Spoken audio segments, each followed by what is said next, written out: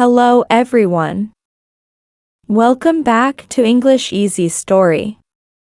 I hope you're all doing well and excited to learn something new today.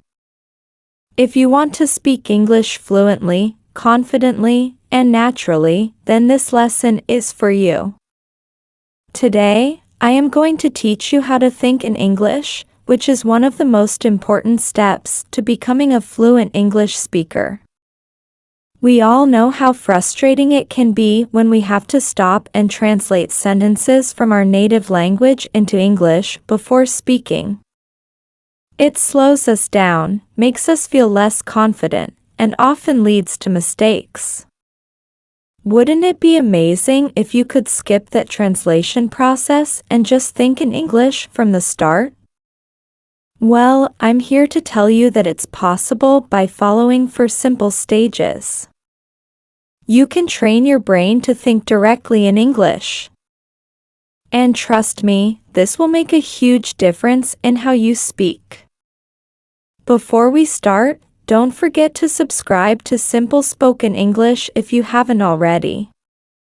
This way, you won't miss any of our lessons that will help you on your journey to speaking fluent English. Now, let's get into today's lesson. How to think in English Stage 1, Thinking Verbs, the power of action words. The first stage of learning to think in English is to focus on verbs. Verbs are the action words in a sentence. They describe what's happening. Why do we start with verbs? Because action is all around us. And if we can think about what's happening in English, we can start forming sentences in our heads more quickly. Let's take an example. Imagine you are walking through New York City, specifically in Central Park. You see people everywhere, all engaged in different activities. What are they doing? Some people are running. Others are talking. You see a dog chasing a ball and someone is feeding pigeons. These actions are described using verbs: run, talk, chase, feed. By observing the actions around you, you can start thinking about them in English. This process of observing and identifying actions is something you can do anywhere. Whether you're standing at a bus stop in London, waiting at a traffic light, or sitting in a cafe in Paris, there are always actions happening around you. For example, on a busy street in Tokyo, you might see people walking quickly, someone riding a bicycle, or a group of friends laughing. You can mentally note these actions in English: walk, ride, laugh. But what if you're at home where there's not much happening? You can still practice thinking in verbs by imagining scenarios or using pictures. For instance, look at a photo of a family picnic. What actions do you see? Maybe they are eating, playing, or relaxing. Even when you're indoors, you can practice identifying actions by thinking about what you might do in different situations. Imagine you're in your kitchen. You might be cooking, cleaning, or washing dishes. Key practice tip: set aside 5 to 10 minutes each day to practice thinking in verbs. Pick a different place each day and focus on the actions happening around you.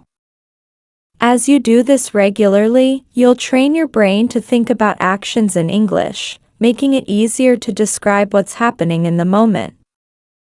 Stage 2, Think in Nouns, naming the world around you. Once you've practiced thinking in verbs, it's time to move on to nouns. Nouns are words that name people, places, things, or ideas. Just like verbs, nouns are everywhere. Everything around you has a name. And if you can think of these names in English, you'll be one step closer to thinking and speaking fluently. Let's take an example from a different city.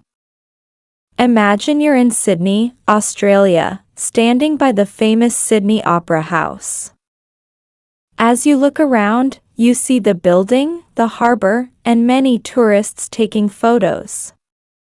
You also see a boat in the water and a few seagulls flying above. Each of these things is a noun: building, harbour, tourists, boat, seagulls. It's important to practice thinking in nouns wherever you are. If you're at a market in Delhi, India, you might see fruits, vegetables, spices, and vendors. These are all nouns that describe the objects and people around you. Even if you're just sitting in your room, you can look around and identify nouns. For example, you might see a table, a chair, a book, and a laptop. Another great way to practice thinking in nouns is to describe what you're carrying with you. What's in your bag? Maybe you have a phone, some keys, and a wallet. If you practice naming these objects in English, it will soon become second nature. Over time, this will help you think faster and more clearly in English. Key practice tip: spend a few minutes each day naming the objects around you in English, whether you're outside, at home, or even traveling. Challenge yourself to identify everything in English. For instance, if you're visiting Barcelona, Spain, look around and name things like buildings, bicycles, cafes, and tourists. The more you practice this, the more your brain will automatically think in English. Stage 3. Think in sentences. Connecting verbs and nouns. Once you're comfortable thinking in verbs and nouns, it's time to move on to the next step: thinking in sentences. This is where you start putting verbs and nouns together to describe what's happening around you in full sentences. At this stage, it's important to start simple. Don't worry about making long, complicated sentences. Just focus on creating short, clear sentences that describe what you see. For example, if you're in Cape Town, South Africa, looking at Table Mountain, you might say, "The tourists are climbing the mountain. The sun is shining. The wind is blowing." These are simple, but they allow you to practice thinking in complete sentences. Now let's imagine you're in Toronto, Canada, sitting in a park. What's happening around you? You could describe the scene like this: a family is having a picnic. The children are playing with a ball. The birds are flying in the sky. These sentences are short, but they effectively describe what's happening around you. As you become more comfortable, you can start making your sentences longer. For example, if you're in Berlin, Germany, walking near the Brandenburg Gate, you might say, "A group of tourists is taking pictures of the monument. Some of them are listening to their tour guide, while others are checking their maps." This sentence combines multiple verbs and nouns, giving a fuller description of the scene. The goal here is to get used to thinking in sentences instead of just words. This will help you when you're speaking, as you won't have to stop and think about each individual word. Your brain will automatically form sentences in English.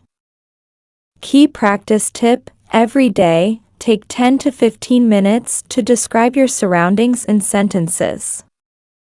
Whether you're at home, in the office, or walking through a new city, try to form complete sentences in your head that describe what's happening. If you're in a cafe in Rome, Italy, you might say, "The waiter is serving coffee. Two friends are chatting at the next table. A couple is reading a menu." This practice will make thinking in English much more natural. Stage 4. Think in paragraphs. Bringing it all together, the final stage is to move from thinking in sentences to thinking in paragraphs. This means describing everything around you in more detail, telling a full story, or creating a more vivid picture of the scene. Imagine you're visiting the Great Wall of China.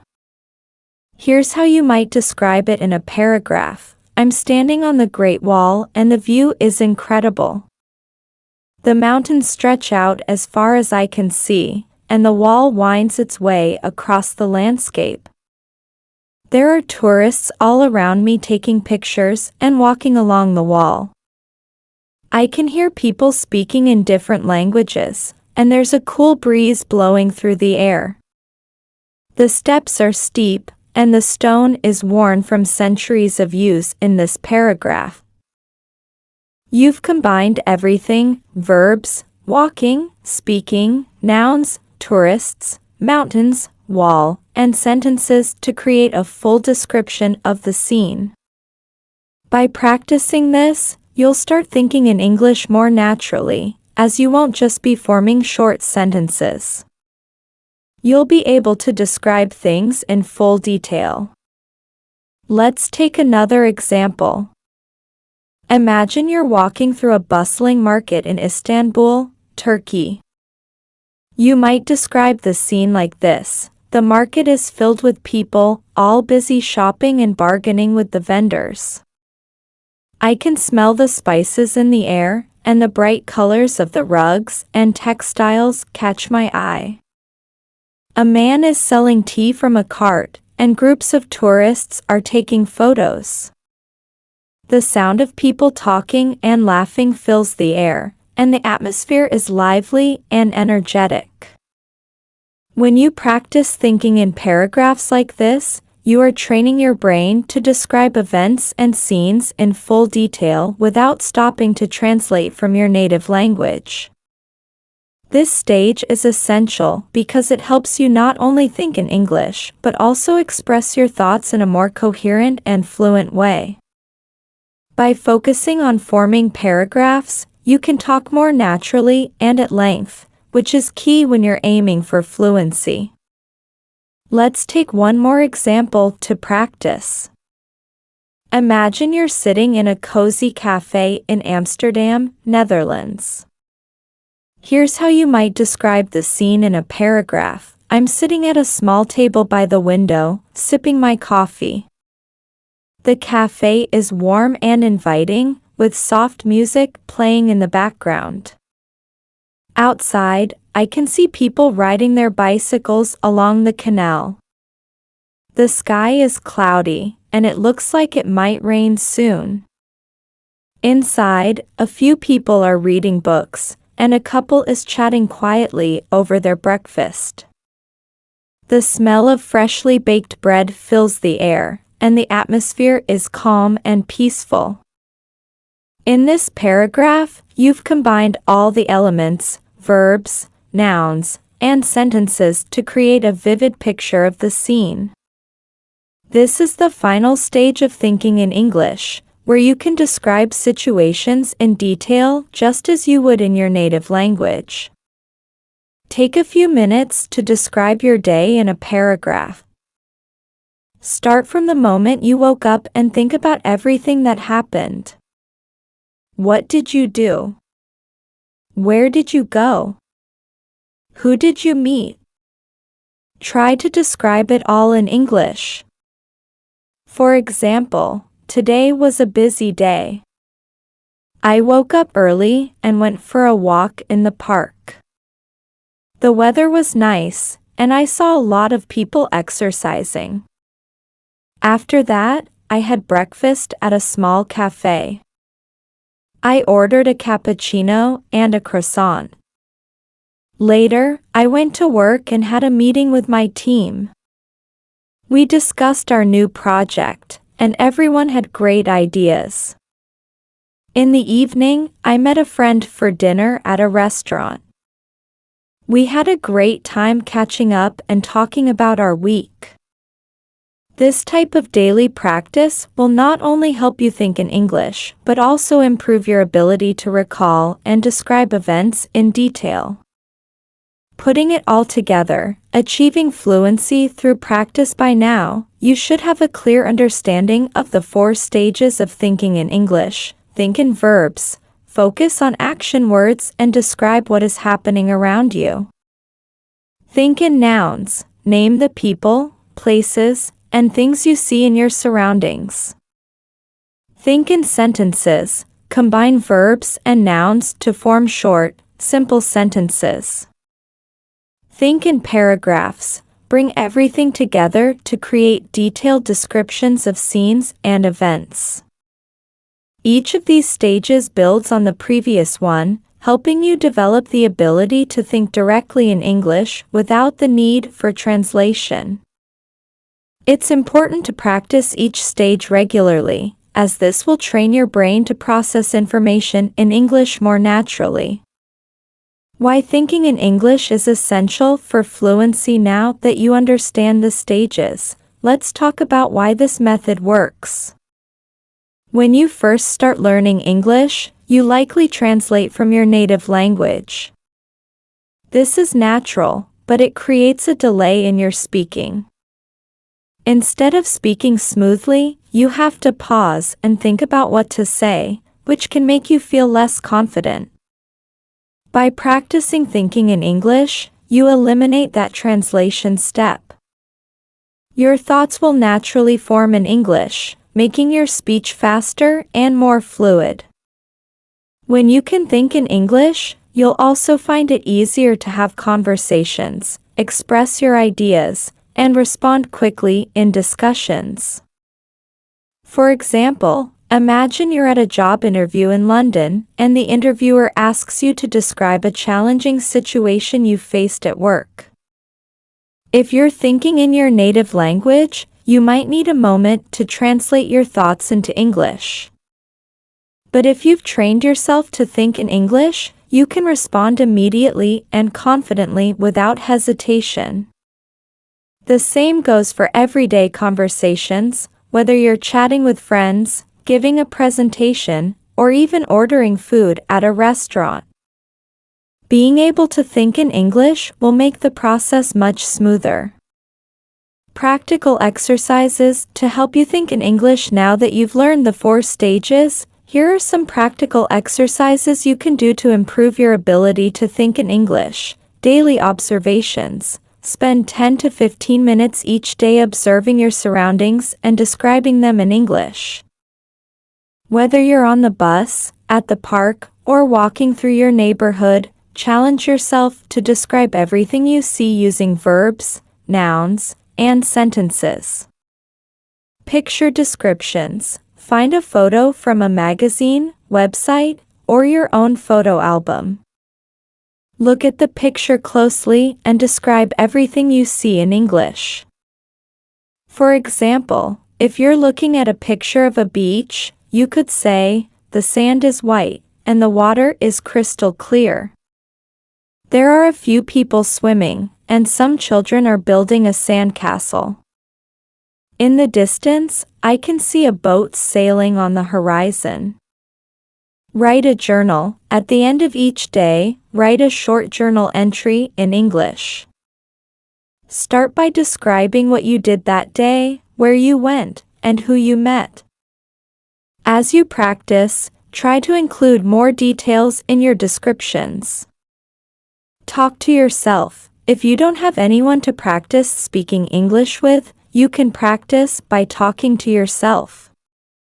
Pick a topic and try to talk about it for a few minutes. For example, you could describe your favorite movie, explain how to make your favorite dish, or talk about your plans for the weekend. Set language challenges. Challenge yourself to think in English for short periods throughout the day.